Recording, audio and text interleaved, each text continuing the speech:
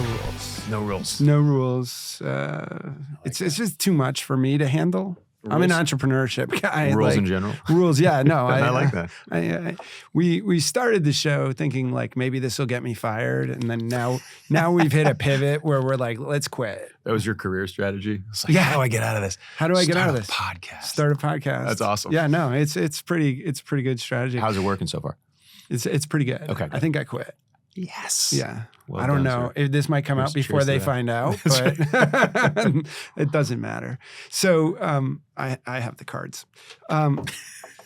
So before, like I did a bunch of research, right? And I listened to the Brian Baumgartner podcast. That was fun. That was fun. Yeah. And I was like, who is this guy, Brian Baumgartner? How do you get ads? And then I looked him up and I was like, it's I you. love him. Yeah, he's great. He's great. He was one of the sort of secret weapons on The Office. Oh, it's amazing. Yeah. It was amazing. There was one point I was just the one that has always stuck with me. We were talking about character acting and physical acting, and he was like, "What do you do?" And then whatever. And I said something boring, but he said what he did for the character Kevin. Yeah, he never turned his head. Yeah. If he had to talk to somebody, he turned his whole body. And he's got, he's a big guy. I spent last So night. brilliant. I spent last night talking Yeah. to a producer, director about that exact line. It's so so you hit cool. it 30 seconds in. Nice. I was like, I'm a good guest. Yeah. I give good guests. you give good guess. So I run an entrepreneurship center, if you don't know that, entrepreneurship across an entire University of Connecticut. And we started doing the podcast around this creatorship concept, like creators become entrepreneurs. Mm-hmm. And I have always said School of Fine Arts should be 4 years of entrepreneurship classes because every one of them is going to be an entrepreneur. And so I got a call. I've been saying that for 7 years. Now that I'm like, all right, I'm going to quit. I got a call last week from Sandy Carroll. Sandy Carroll? Who teaches at UConn School of Fine Arts. Sandy. And she says, I'm teaching an entrepreneurship class. Will you help? That's awesome. And I was like, yeah, absolutely. I've been begging someone for years. So I got 9 actors. She says hi. I would love to see Sandy again. Sandy is an extremely talented clown. I don't know if you know that. No, I know about nothing. Her. She had a great, I can't remember, Karen, I think was her clown name. And I even traveled around with her once when she was doing some stuff in the park, engaging people, and I got her on camera. She's great. And we were spies together. Yes, undercover. We were undercover in Chinatown, Midtown, Battery Park, looking for counterfeit Rolexes and Coach, and she wrote a screenplay about it, or at least a treatment of a screenplay that was pretty cool. Oh no, I haven't seen Sandy in forever. That's cool. It was just like the random, like how would I have this many random intersections with the actor that played Dollar Bill? So she's teaching an entrepreneurship class, or she brought she's you in teaching in the MFA program. Okay. She has about 8 or 9 actors, Okay. and she's going to teach them an entrepreneurship class. And so if you want to teach entrepreneurship, you call the institute, and you get me. That's so cool. And since I've been asking to do this forever, Yeah. I was like, yes, we will do it. Wish so hard that I'd had a class like that. I didn't go to grad school, so I probably would never have gotten a class like that. Yeah. But even in undergrad, Yeah, it would they have been may be great. undergrads. Okay. I have no idea. But it's the kind of thing, and even more now, the industry is so fractured and kind of bleak in some ways, but hopefully it'll be coming back. It is quite bleak. Yeah, I think the aftermath of the strike and there was contraction anyway. But in any case, being able to generate your own work, or even figuring out how to better market yourself, or keeping busy, those are talents that not a lot of actors have. The process is being inverted, Yeah. and I think the standard production, the historical gatekeepers are really confused on what to do. I think so too. Yeah. You see, we were talking about Alex Cooper a little bit earlier, but when they put her in the Olympics, Mm-hmm. it was like the worst way you could cast this person. And I'm like, this is not a good fit, but also like they put her in a place where she wasn't going to succeed. Like, why not? That's interesting. And I think it's because the live Olympic producers see it one way, and they just simply don't even grasp what's going on YouTube. Yeah. Like they can't figure it out. Which strikes me as odd because it's been around for so long. YouTube? YouTube has been around for so long now, and I can sort of understand TikTok or some of the more Short form. yeah, but it's just we should really be on the ball with YouTube by now. I think. I say that and I'm not. Yeah, you know? exactly. But I'm good at pointing fingers. So that's one of the pieces that we brought in, and this storytelling, this art, this component. I don't think entrepreneurship science. I think it's art. I love that. You know, you have to figure out how to do it. Whereas running a business, you can scientific it. I love that. I know someone very close to the dollar bill character. Oh, you mean you know a criminal?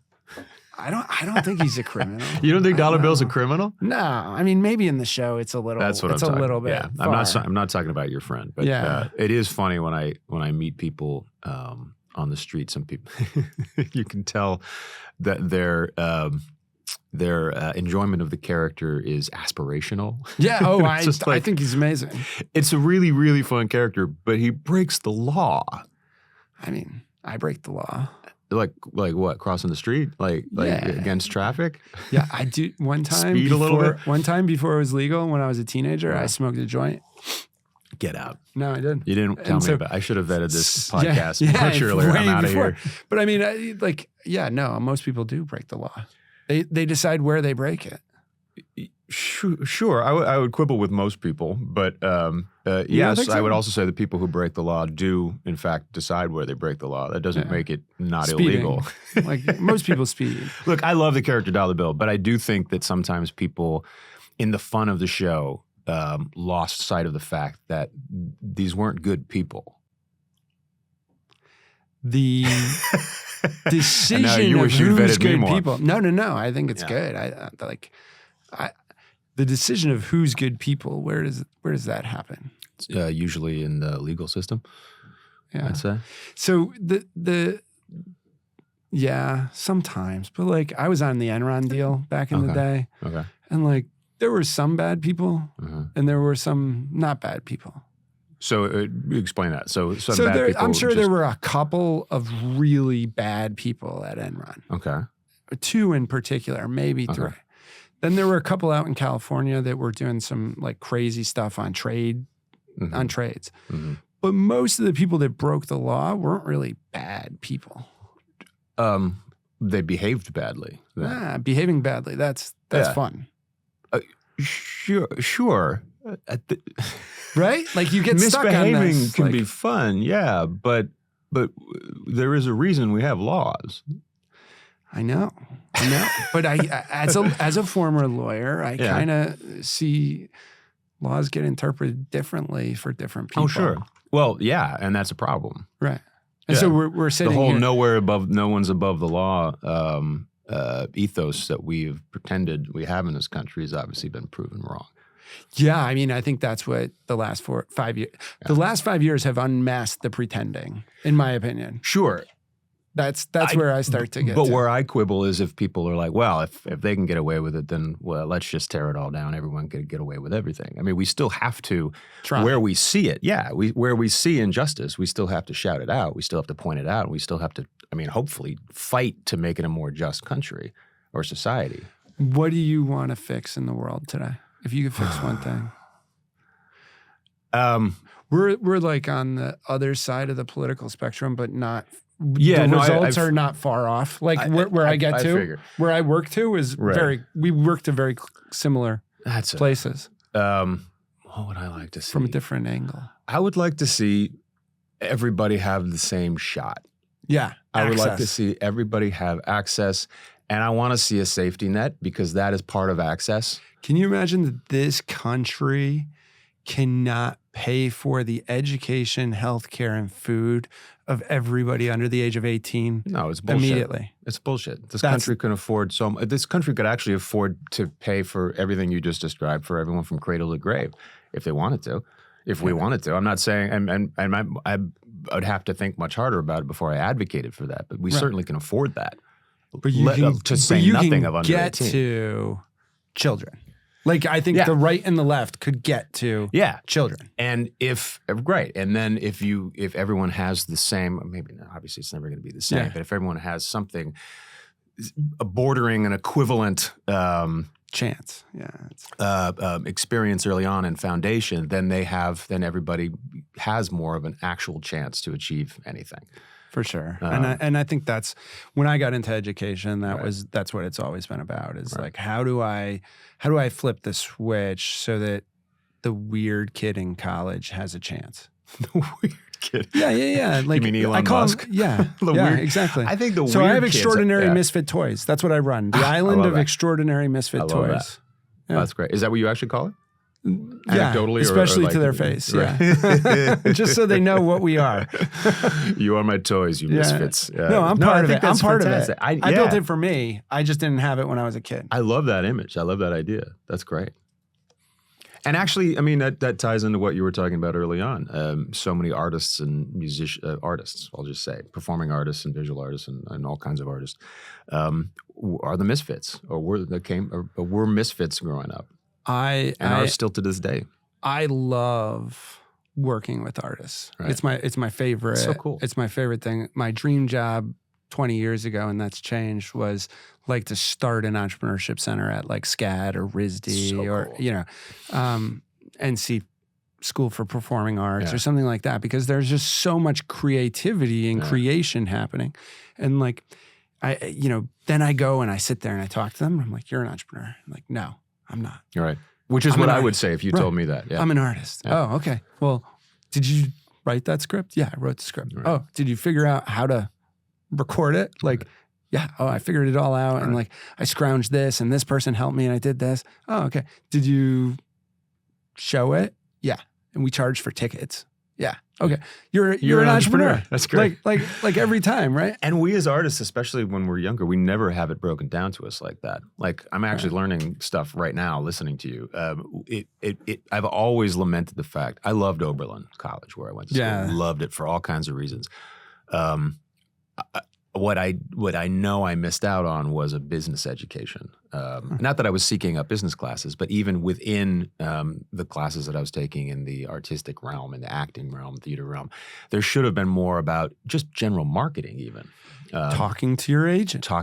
How to get an agent, what an agent does, how to engage an audience, it would have been great also to have more hands-on. I don't know, the department probably wasn't funded particularly well, but on-camera classes, how to run a camera, how to secure a space. Yeah, and this just sounds like the stuff that you do. I do that with name, image, and likeness. Oh yeah, which is especially in the era of AI, that's particularly important. Yeah, so we have this. They changed the college rules on sports. I got 2 rings. You got 2 rings, national championship rings for basketball. For University of Connecticut. Does everybody in University of UConn get a ring? No, I architected the name, image, and likeness program for the athletes. Did you bring the ring? No, I didn't. I got pictures. I'll show you. But yeah, text me. Yeah, I was texting Donovan last night because I was looking in your bio and I was like, Trailblazers fan. Yeah. So I'm like, Asia, Donovan, someone answer. Because Asia is the assistant GM there too. Asia Jones. Yeah, right. Yeah. And so I'm like, nobody answered.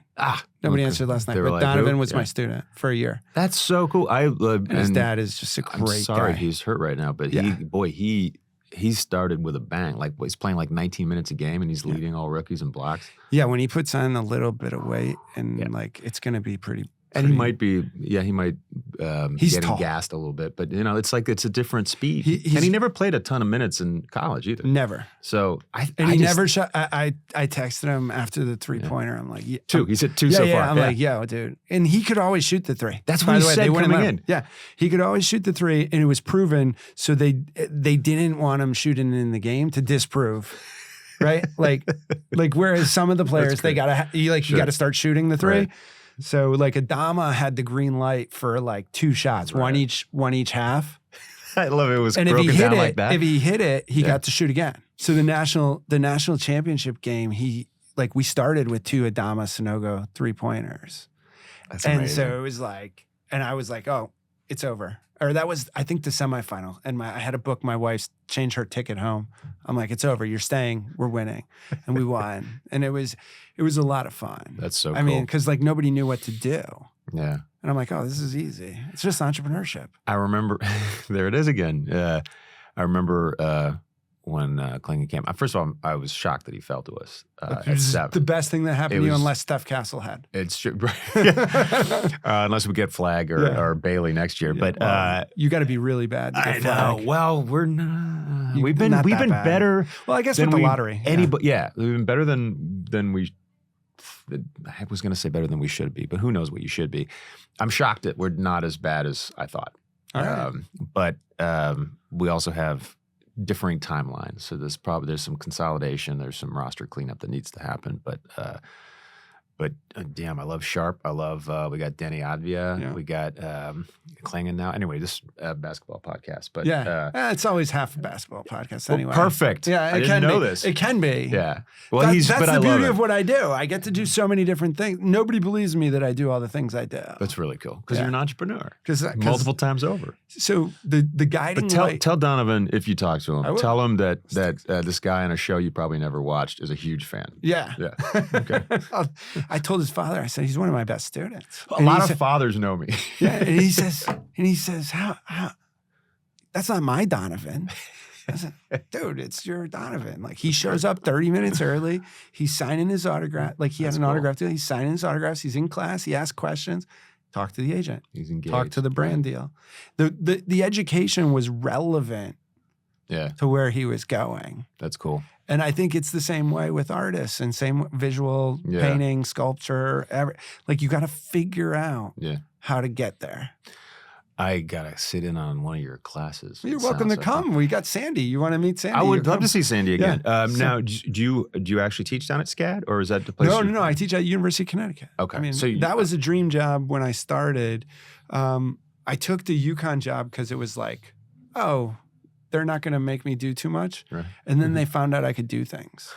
And then now I've done, 13 years later, I've done too much. And I think maybe worn out my welcome. Okay, I got to get down there soon then. Yeah, definitely in the spring. The only reason I was asking about SCAD was because that's in Atlanta and Savannah. Savannah, yeah. I was filming something in Savannah. I was down there for about 4 months and just wandering around that city because it's so cool. Yeah. And I kept seeing SCAD everywhere, and I mentioned it to my wife. And I'm a dummy. I didn't know what SCAD was, and she was like, "She's a dancer, entrepreneur. She teaches science communication." Your wife's interesting. She's so much more interesting than I am. Yeah. Agreed. But that's too quickly. You agreed too quickly. Yeah. Your wife's really interesting. She's so interesting. She'd be interesting on this podcast. Yeah. But then I learned the history. Like, Savannah was really hurting, and in the 70s, SCAD kind of started buying property that was condemned or abandoned and revitalizing, not in a way that that sort of takes over completely. It was actually feeding into the history of the place. And anyway, I love that. An arts organization, school. And then now they're in Atlanta as well. They have a big presence there. And I think because of the television and movie industry that's grown out of there. Yeah. And so you live in New York. Yeah. You've always lived in New York. No. I've been here for about 29 years. I was born in Oregon. Yeah. Not your pre-Oberlin. Yeah, your adult. Your acting career is here in New York, not in LA. It started at the in Portland, Oregon, a couple small theaters, then the Oregon Shakespeare Festival for 2 seasons, and then LA, where I did nothing for a year and a half. My wife, who, as I said, is a dancer, what's it like moved seeing here. Nothing happen? It's not that dissimilar to what a lot of people are seeing right now post-strike. It's brutally slow in general right now. But then I moved to New York, and we've been here because she moved here and I followed her. I figured if I was going to be broke and depressed, I might as well be with the woman I love. Yeah. Get married. So yeah. Was it depressing when you were coming up? Yeah. You mean the unemployment? Yeah. I was riding. I mean, your career, I'm the tortoise. You said that. I've heard you say that a couple of times, and like, it is true if you look at it. Slow and steady. There was one. There were 2 things that buoyed me, and I've said one of them before. But one, it was that whenever I felt like, oh fuck, is it ever going to happen? There was a voice, somebody saying, like a casting director or another actor or director or somebody whose opinion mattered, who would be like, no, you got it. You're really good. One person said, I'll never forget it. She was like, I feel like you're this undiscovered secret, like but it's gonna happen for you. Stuff like that. And the other thing was whenever I would look back at the previous 6 months of my life or career, for somehow, even when it didn't feel like it, there was always some step forward. It's because That was necessary. Because it's lockstep. Yeah. Right? Like it's not linear, it's lockstep. So Right. you got to do all this work. And one And of then the pop. Right. And early on, I was used to doing theater. I mainly did theater. So one of those look back 6 months periods, it would feel maybe I worked like 1 week out of 6 months, but then I was like, oh right, but that was on a movie, right? As opposed to 5 months on a play, which was great too. But that felt like success. I wasn't used to the incremental, those little like fractional pieces of success yet. The career in this world is failure, failure, failure, failure, Yep. failure, success. It's And it's entrepreneurship, it's acting, that's the world people like us live in. And other people that go to work 9 to 5 and do the same thing, they can't even contemplate that process. It's more like baseball than any other sport, really. You know, batting. That's a good way to put it. You know, it's a 30%. I mean, what actor wouldn't kill for a 35% success rate in their on their auditions? That's the sort of sports metaphor I've always, in terms of the business of it. In terms of the acting, I think of it as like on-court basketball, playing ball, like a good team, like the Pistons who won with Rip and Chauncey, you know, or the Blazers in my history. Yeah, the Rip. So I'm talking to Rip Hamilton one day. This is his first NBA. I love a sentence that begins with, I was talking to Rip Hamilton it was one awesome. day. It was like, of course, because he he's cool? my age, right? Like Ray and Rip are my age. So when I hang out with them, I'm on like cloud 9. That's and like Ray Allen? Yeah. And I so love I'm on you like, just casually drop Ray and Rip, man. Shannon was the guest last week, I think, That's so his cool. wife. So she was an actress too and That's so musician. Ray Allen's wife is, again, incredibly talented. That's cool. She owns a restaurant and trying to franchise it. Oh, cool. So I was talking to him and he's in my face talking Rip? to me. Rip. And Rip's like, if Ray's talking to you, it's like Ray's a nice guy. Rip's can be intense, like looking at like he was on court, man. Yeah. And exactly like that. And he's going at me for like 45 minutes. And then we get in the car from this party and we're going back to the hotel. And my wife goes, she starts looking at who that was. She's like, you know, he knows Michael Jordan. I was like, Holly, we paid for his College Hall of Fame party. Wow. I'm like, What were you? What was the occasion? I assume it wasn't wearing. That was the first 2023 national championship. Okay. There was a player party That's cool. before the Final Four game. Does he still wear the mask? No, but he's got it, and it's like a logo. You know, It's gotta be. Yeah, it was cool. He came on, so we retired his jersey last year, Sweet. and we go in. You go in. He comes out, walks out, gets mic'd, goes out. They're having Sports Center, hits the half court shot. Ah, really? And then said, "I knew the whole time." Bullshit. He didn't know. It's amazing to me what these players, because they weren't shooting that shot in their day, but they could. I'm friends with Dominique Wilkins because we're on a board together, an autism rights organization, an awareness organization. And we had a board meeting down in Atlanta, after party at his place, and he's got a court in the backyard because, of course, he does. Yeah. With his name on it and the whole thing. Ray's got one. He's got the Ray's Haas, got one he's at each house. Yeah, totally. And somewhere at some point in the middle of the night, we're all smoking cigars. He's a big cigar guy, and there's a whole bunch of us. There's like 40 people on the court, and Neek just takes the ball casually. I think he even had the cigar in his mouth. Casually, just popped it from half court, and it went in. And it was like, if They're you're not so being, good. if you're not actually tired from a game, if you're actually not being guarded, those guys, their skill level is such that they probably make 70% of those shots. Do you think Crazy. Pastor Tim was that moment for you? That's where a you got hell good of a enough? segue. I like where that. you got good enough? Like, because that's the breakthrough. Like, that's where the tortoise really steps through. There were two different points. One in theater. Good enough, you mean in terms of how I felt about my skill? Really good. Yeah, like where you are. Because that doesn't always coincide with the opportunities you get. But Without in terms a doubt, of the but skill, I'd say there were a couple of there were a couple of times in theater where I felt that comfort, just an ease on stage. Like I've got this room in the palm of my hand much earlier than I did with screen, just because I'd been doing it all my life. There was an early episodic TV show I did. It was the first time I'd traveled somewhere for a whole week. It was like I was the major guest star. I'm trying to remember the name of it. Piper Montgomery was in it. Anyway, how it happens on the show. It's a story you see, and then something happens, something bad happens, and then that's when the cops come and they start dealing with the issue that you just saw unfold. There were 2 scenes I had with the other major guest star with none of the leads. And it was a big party, and I was like a fashion guy, and I was the king of I was the cock of the walk, and it was just so fun, and there was no pressure. At the time, I still felt some pressure, and like, you're the star of the show. I don't know, I don't want to step on toes. I want to do what you need. I don't know how much can I really bring to it without, And now I'm like, no, now I understand that they hire you because they want everything you can bring to it. But at the time, I still was a little afraid of stepping on toes.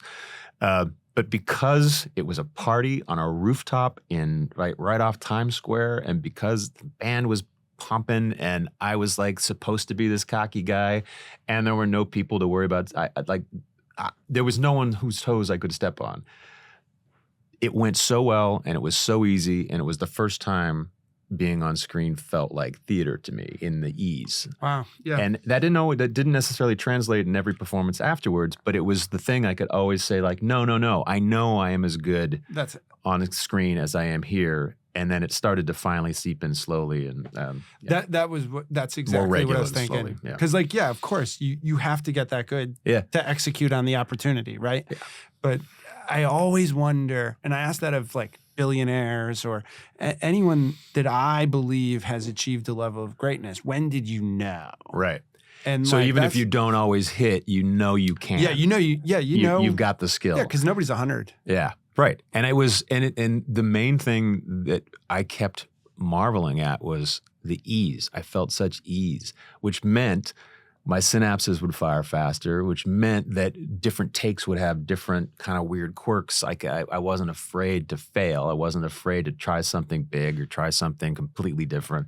It just the ease, and it was a huge change. And then I remember the next day or 2 days later, and I'm on with Poppy. I said Piper. It was Poppy, and it was like, oh well, that ease is all gone now. No.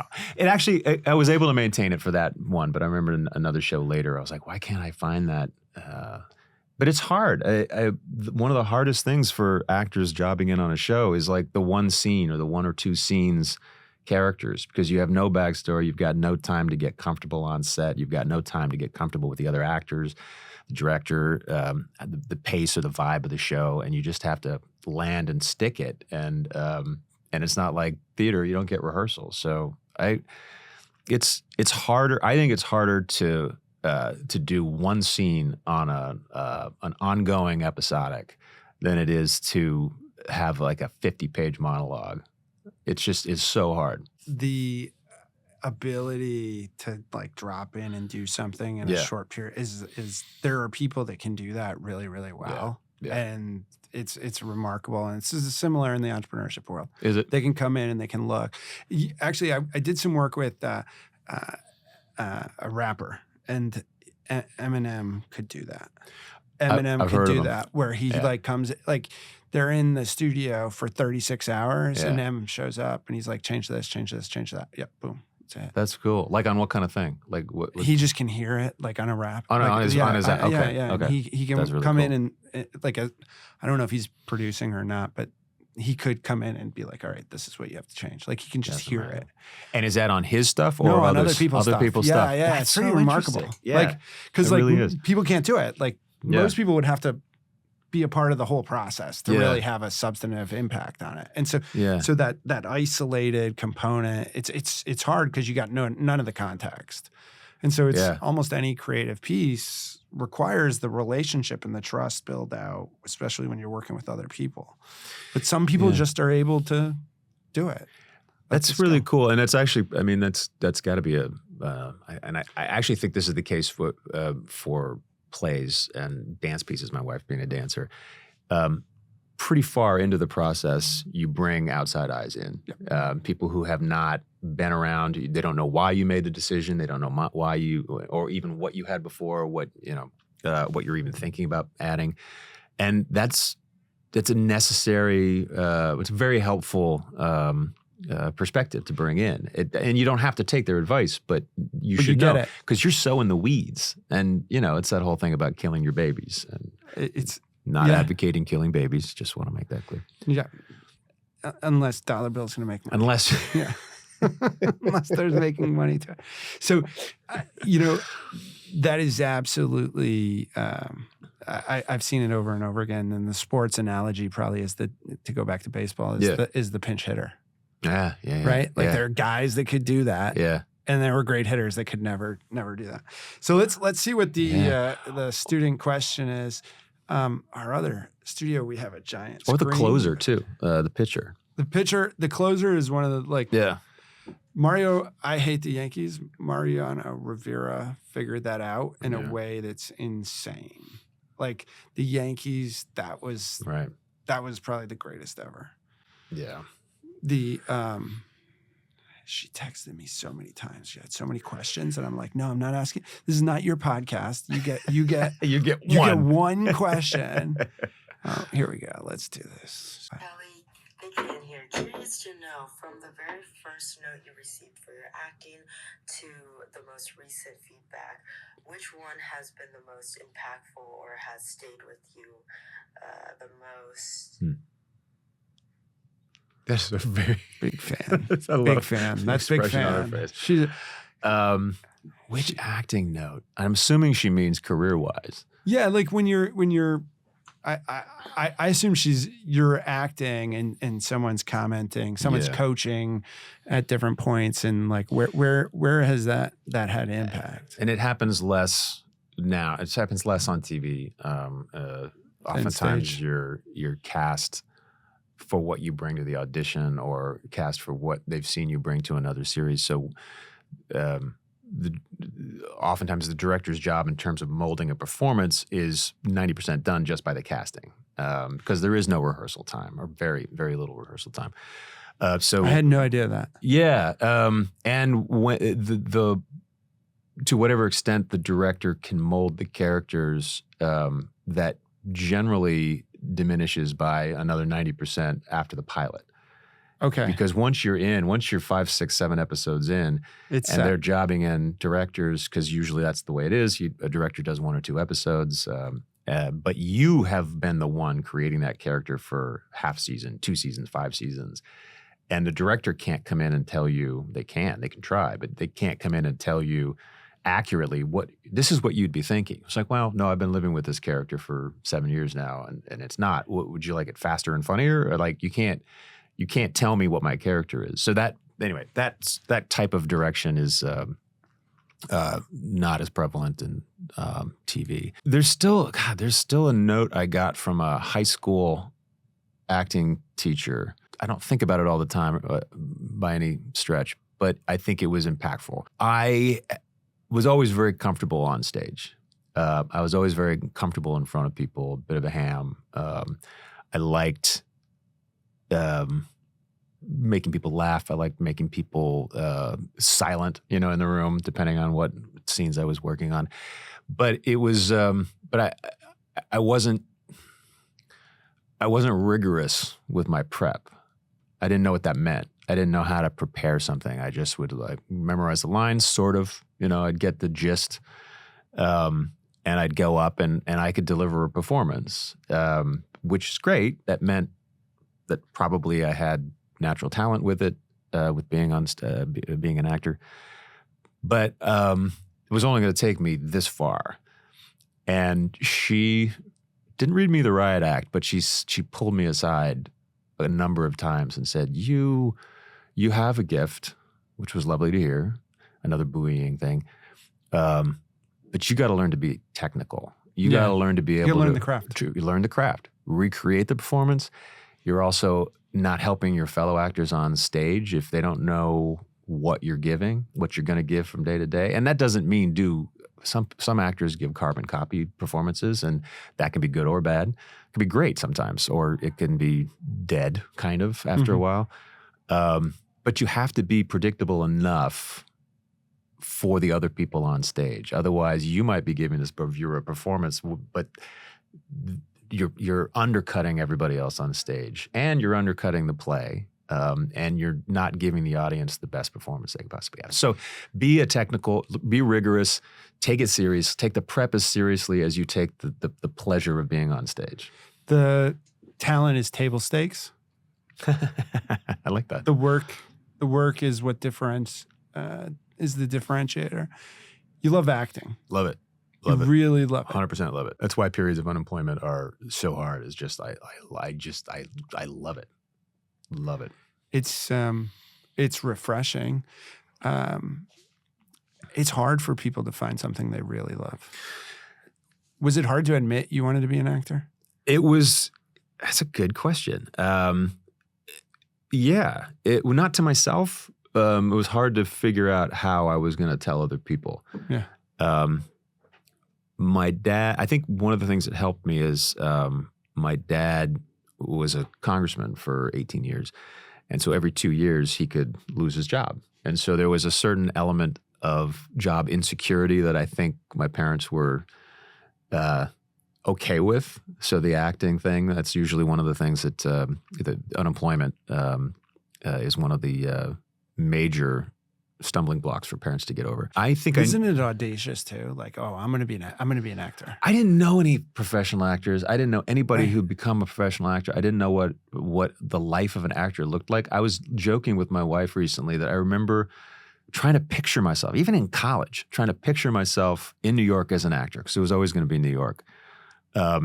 And the only thing I could picture was sitting around at dive bars talking over beers. And I was like, that's what actors do. And I was like, what about the rest of it? I was like, I have no idea. But I was just like, yeah, we're all going to sit around. We're going to drink pitchers of beer, and then we're going to talk about art, which happened. But I think that happens with a lot of people in New York who aren't actors. But there was a teacher, my sophomore year in high school, there was a botany teacher, and that was the biology we were taking that year, who had, his name's Bill George, and he was a great singer, and he was a performer, an actor, had lots of friends in New York who had made a career of it. Bill was the first person that I admitted I wanted to be an actor to, and I did it with such trepidation, I was like, what's he going to say? And how am I going to cover if he says, oh, Kelly. Isn't that the scariest part? 100%. The moment after you've said it. Fear of the rejection. Yep. And there's a split second before they say anything or their face even changes. And he said, oh, I think you can make it, like so easily and so quickly that I just wanted to hug him, Recently had a business, starting a business, and a business partner, and she sent me a text, and she's like, I'm doing this to build with you. And like the text was long. I'm like, oh, this is interesting, like reading through it. And I'm like, yeah. Right. But she explained it similarly. Like she had to like get ready for that rejection. Yeah. And like to admit what you want is hard internally, I think. And then it's like twice as hard to put it into the world. 100%. But you got to put it in the world or it won't happen. And that's a lesson that I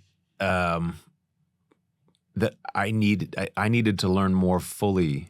It would have been great if I'd learned more fully a lot earlier than I did, because I had and I've said this in other interviews, but I had the hardest time admitting that I wanted to be on TV, because it seemed so audacious. And it's like, oh, Kelly, that's cute. Yeah, everybody wants to be on TV. Everybody wants to be on TV. Oh, you want to be in a movie? to fully, even when my theater career was going great, even to fully admit that I always want to do theater. It's my first love. I love being on stage. But I really wanted to do TV, and I think if I had been able to say it, if you can't name it, you're not going to do it. If you can't say it, put it out there in the world, just like you say, it's not going to happen. And it's not about manifesting, although I do believe that there's some energy but you just can't. If you can't admit to yourself, I want to do this, and admitting to yourself by saying it out loud to other people. I wanted to start a podcast 6 years ago. Yeah. Do you know where I'd be today if I did that? Do you know what I mean? Like, like you look at the guests, like a couple hundred people listen to this, right? Like you look at the guests and you're like, oh shit, like those are pretty good guests. Yeah, like, no, it is. Oh, it's a good show. Like it could be better. I'm just learning. Like I've done like 35 episodes and I'm like, oh, why didn't I just fucking do it? Right. But I had put it out, like, I'd like to do this. I'd like to do this. So when the producer came to me, when he was looking for someone to buy studio time, he was like, hey, let's do it. And that was the piece I needed, was the producer, for me to feel like it would be done at the quality that was due to my brand. Because I had achieved something in one area. So I felt like I couldn't do I can do a shitty TikTok like all day long. I'll eat a hot dog, like joking around, like whatever. But like I can't have the YouTube interview with Kelly or with like Kevin Kane or like some of these folks. Like it can't be You didn't want to do Instagram Live. Yeah, no. I wanted to do something that looked good. Everybody's happy. Because like we have this great network. And so people will come if it's professional. Yep. And everybody started something from scratch. Yeah.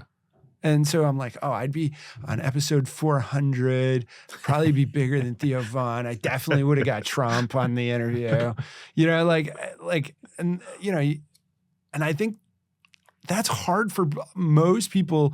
Don't have the audacity to even admit that to themselves. And like, I'd like to do that, right? Yeah. And it's tough, and I see it with students especially, where they don't know what to do. Pick a major. You're 17 years old. Pick a major. What the fuck do you know at 17? Totally. If I hadn't known that I wanted to be an actor, I have no idea what the fuck I would have done. I mean, and my sister, I remember a number of friends too, were like, you have any idea how lucky you are that you knew what you want to do? Even if you couldn't admit it to people for a while, the fact that you knew, that you didn't agonize over, oh my God, you might have agonized over, oh my God, am I going to be able to do it? Is it going to actually happen? Am I going to be able to get paid? But not like, I don't know, fireman maybe? Astronaut, Yeah.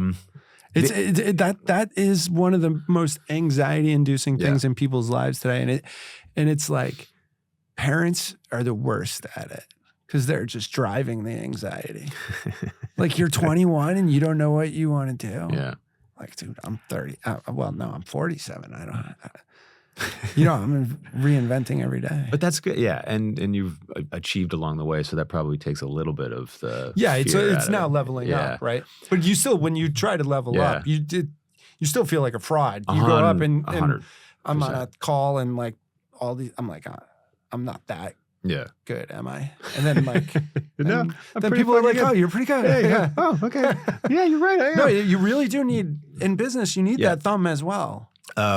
I was just going to say, in terms of putting it out there in the world, so you've seen the show. The woman who plays Bonnie, Sarah Stiles. Okay. She's brilliant. She's a 2-time Tony nominee. We've become great friends. She's delightful. During the it was during the strike. She started writing. And she was like, I want to act with you, because we weren't doing any more Billions. She's like, I want to act with you again. I was like, yeah, because she's one of my favorite scene partners of all time. Often when I have a self-tape, I get her because we can vibe and we have a great chemistry. She's like, I want to act with you. Let's throw out ideas. And so I was like, I don't know. Neither of us, her and her husband and me and my wife, neither of us have kids. And so there was an interesting angle. We're thinking, all right, so people who decide they don't want to have children, like maybe that's something we could write about. And that didn't happen. But anyway, from that came a kernel of some other story, and she wrote a short for us, and we actually filmed it. We raised money and all that. Entrepreneur. Yeah, you're an entrepreneur, dude. See, I'm telling you. And I love the fact that she just was like, I'm going to write. I think I can write.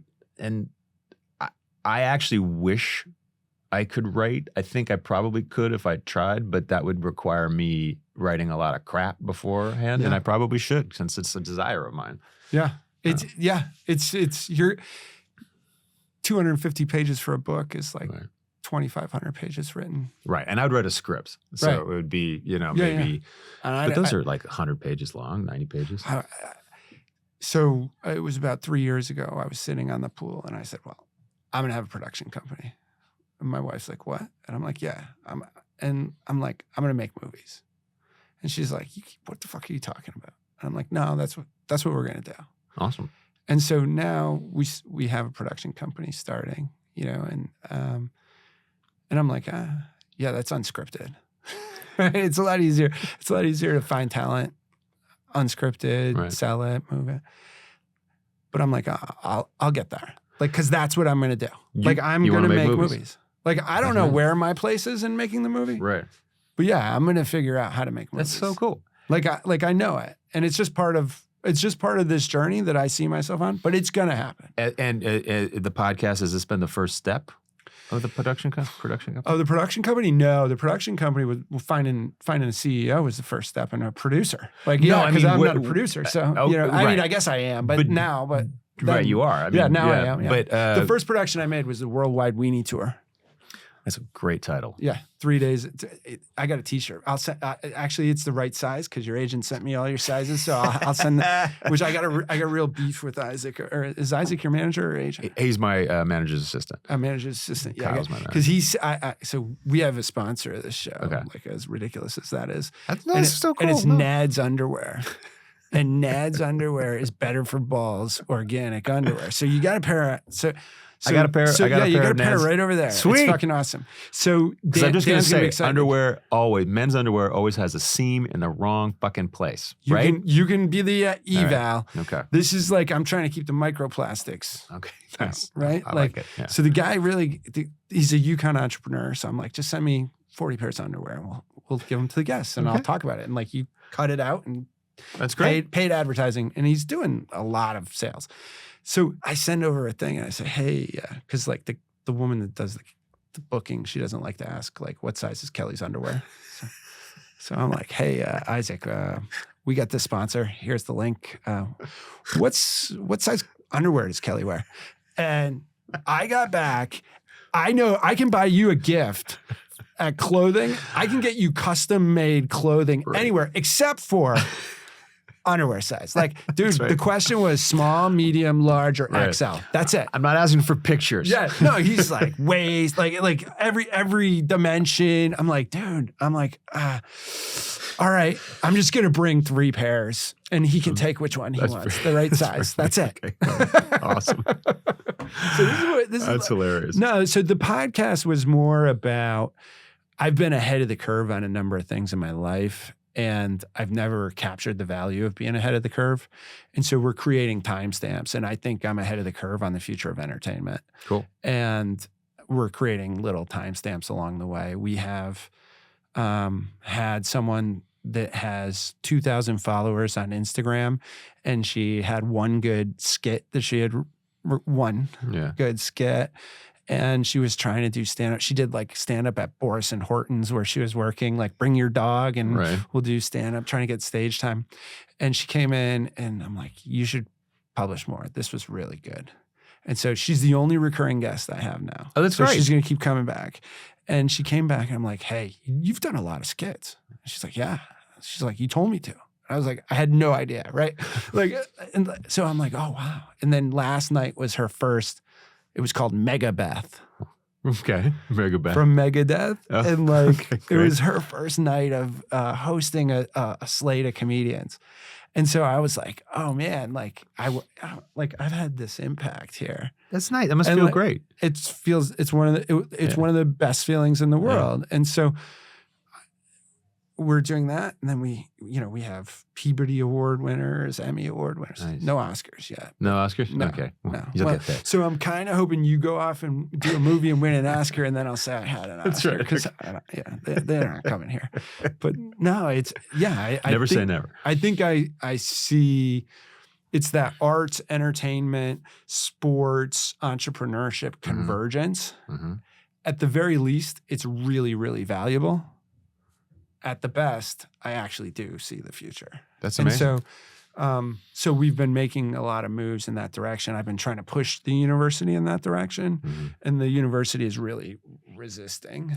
And so, are they like they have that old school model of what a arts? This is not even the arts, just like majors. Like you do marketing, you do, and I'm like, no, you have no idea what you're going to do.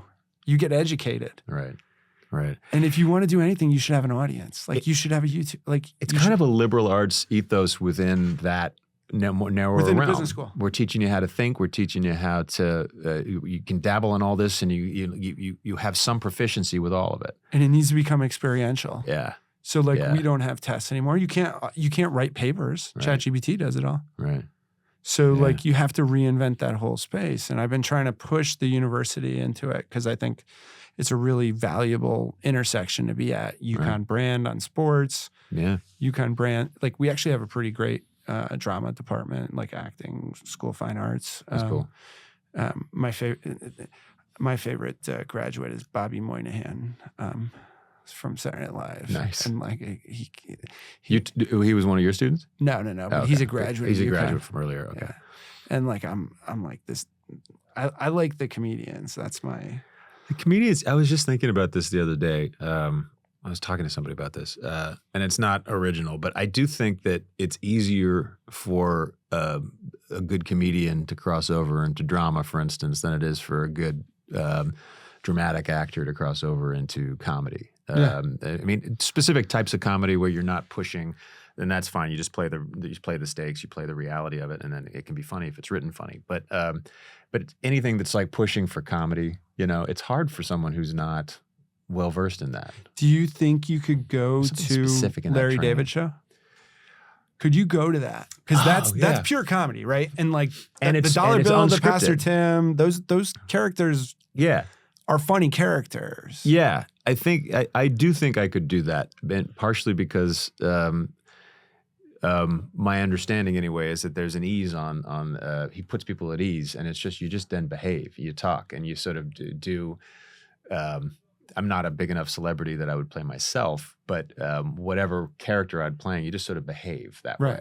Ted Danson goes on and he just does a slightly exaggerated version of himself on those characters. It's probably the only show I could act on.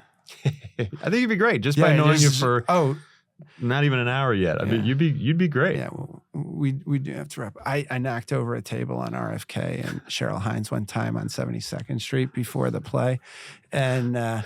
Like it was a table. That little trattoria on like 73rd in Amsterdam. No, not all right. So it was outdoors and it was a four leg folding table. I tried to move it so my mother could get out, and the leg went under and the whole thing went down. I knocked the chairs over, knocked their table over, and I was like, all right, I'm going to the play now. Comedy. Yeah. I'm like, how it's done. Cheryl Hines, everyone. That's right. And lo and behold, RFK is in charge of our virus programs now. Yeah. It's awesome. The world's going to be interesting. The world, to say the least, the world is going to be interesting, certainly. Yeah. I'm not. So it was like 3 years ago I started getting depressed, and I was like, I'm just going to let it happen. The world? Yeah. We'll survive. Well, you and I probably will, but there are a lot of people who might not. My problem is I have a lot of my only problem with being able to be sanguine about it and sort of writing it out is that we know a lot of people who are in much more vulnerable positions than we're in. Yeah, and we're even if we didn't know them, I would hope that we would all keep in mind that there are people who need some protection. That's all. I had a really good question from that. Okay. And it's the vulnerability of those people. You have this background, you grew up with a father who cared, with a father who spent 20 years in public service. Yeah. And more than that actually, right? Because he had state senate as well. So I come from Rhode Island. So that just means you're a criminal. Right? Full circle. You see that? See how I did? I see. Full circle to the beginning of the show. Interesting. You're good. If you're a politician, you're a criminal by definition. In Rhode Island. I can't speak to it, but Without I've a doubt. certainly heard that. That said, I remember the question, and this will be fun for me, maybe less fun for you, because you're more liberal than I am. I think we get to the same place. Your father was a Democrat. Is he alive? Yes. Is he surprised that the Democratic Party could not put together a single candidate that could beat Donald Trump? I mean, you'd have to ask him. Yeah. Are you? I'm surprised that that's phrased in a slightly. I wouldn't. I mean, that's your question. That's the question you want to ask me. That's the question. But this is the thing that the thing that I'm really surprised about is that there has been remarkable legislation passed in the past 4 years. Agree. That by the Biden administration that barely gets covered by the media. And one can say the Democrats are bad at messaging. I think that they are. But at the same time, some of the people who are saying, hey, Democrat, why couldn't you better explain why what you did was good? Because what you did was really good for a lot of people, and somehow they're voting against their own interests, not understanding, for instance, that Obamacare is the ACA. These are people in the media who could be saying that themselves. Instead, they're saying, why aren't you saying that? Well, we are. You're just not covering it that way. There is so much disconnect between what the Democrats have actually accomplished and what so many Americans think they've accomplished. So my dream guest is AOC. AOC is going to be president of the United States of America. She's a great understands communicator. it better than she's a great the old school politician. Yeah. And you have to go around the media. The media has lost most of America. And I think there's enough evidence from my perspective. I was watching, I was like, all right, they got to get Biden out of there to win. Mm-hmm. And then they take him out. And then they put her in. And I was like, but all you had to do is have something. What do you mean something? From Kamala. Like, you needed to have some competitive thing at the national level. I mean, they did. They had. I mean, they should have. They should have run in something. You wanted them to have an open, brokered convention. Yeah, I wanted. Yeah, I think they needed to do something because it felt disingenuous to a lot of people. She was on the ticket. People voted for the ticket. That's how it works. A lot of smart people looked at it and said it was a runaround because she couldn't win the primary, and people rejected that. That is that's a very clear. I understand that that's what some people think, but this was not like a planned thing. So a lot of people that are very intelligent look at it and say it was totally planned. Are we saying a lot of people are saying? Is that what? I'm amongst people regularly that look at it that I would not deem crazy. I'm not saying crazy. They would say that are definitely not right wing, crazy. There's some on the right wing that are crazy, right? Like they're out there. Yeah, you don't have to convince me. Yeah, I'm saying I'm with you. Yeah. Right? Like these are normal people, everyday people, middle of the road centrists, centrist to conservative that look at it and go, that was planned. Sure, and the way I'm it happened. sure there are. But I mean, not to be glib, but that doesn't mean it's true. Fair. Fair. True. You're 100%. I can't argue with that. Like you got me. But I don't think that. I actually thought she ran a great campaign in a lot of ways, with very little time to run it. I think that a lot more would have been done. She would have been a lot more. Legwork would have been done. I can't think of the right phrase right now, but so that she would have hit the ground running better than she was able to. Like there was a lot of stuff she had to do to ramp up early on, and if it had been planned, that would have been covered. It would have been like Project 2025. That's a friend of mine. It's a good friend of mine. I'm just saying.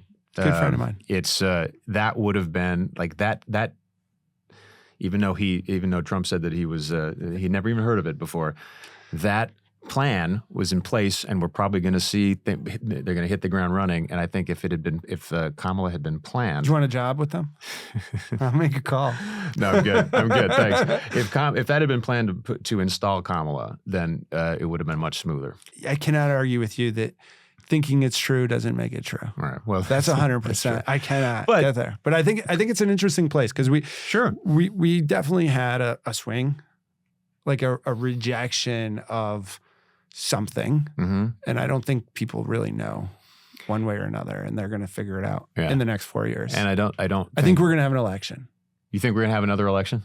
I'm very hopeful. You think we're going to have another free and fair election? I don't know how many free and fair elections there have ever been, but I do know, I think we're going to vote again. And I feel good about that. Yeah. I certainly hope I know people that want to be president that are on that side, and a king doesn't make that possible. Right. I hope that you asked if there's one thing I hope for the country, I hope that the barriers to voting get torn down more fully. Because I don't believe that there was election fraud in 2020, not widespread fraud. I do know that voter suppression has been happening for decades. Oh, well. And that is the fraud. A century then. Yeah. Multiple decades. Multiple decades. Yeah. No. Tens of decades. Thanks for toying around with that. I appreciate it. Because like we always like, one of the things I really believe is that like, if you can't even talk about it, like 100%. Who cares? 100%. So thank you for coming. We're going to end on that note. We can end on any note you want. Is great. You got a question for me? Why, what was it that spurred your interest in making movies? Like, what was it by the poolside that day? It was an acceptance of what I always wanted to do. So it was there. You just verbalized it. Verbalized it. And instead of making a excuse for why I couldn't do it, I just accepted that I could figure it out. That's cool. Yeah. Okay, cool. We can end now. I love that. I was curious. I meant to ask you that earlier. Yeah. Thank you. That's a good question. Best question I got from a guest. Second best question. What was the best? Oh, why do I care so much? Yeah. That's a good question. I went on a rant, like 8 minutes. It's Who's David Noble on my YouTube page. Okay. And I just pulled it out of the episode and the rant. All right, and like I just laid waste to Boston College and everybody that thinks we can't at UConn. That's what I fight with. I fight with people that think they can't do something. Like that's the whatever fight that something is. Whatever it is. Yeah. It bothers me at the core. And like, again, if you had that, we wouldn't have Dollar Bill. Right. And I really like Dollar Bill. One of my favorite moments in TV is when he picks up the phone and calls his wife. It's like, I'm like, that is the move. Yeah. That is the move of moves. Like, that is it. That was a fun moment. Because I think, it's just like, all right, I could cheer for that guy. Right. Because he accepted who he was and what he was. And that. The redeeming factor for him, besides just being fun, is his loyalty. I mean, he knows where he wants to go. He knows what he'll do anything and sacrifice anything for that guy. That's it. Yeah. That's why I love the character. Yeah. It's super fun. He picked what it was important to him. Right. To me, it matters less. Matters less why, and matters more how. For me, that commitment, that level of caring, that level of execution, that level of stuff, that's what, like, I want to find the best people in the world and make them just a little bit better. That's great. And that's like, when I saw that and when he picks up the phone and calls, I was like, that might be the best moment I've ever seen on TV. Because that's what you have to do. And as a person that's done that for other people, right, and then not have it reciprocated, right? Like, it's really critical. And like, so thank you for that performance. Thank you for doing this. Thanks. It's super meta on like 700 levels. So this was a blast. Thank you. And we really appreciate it. So thank you. Yeah.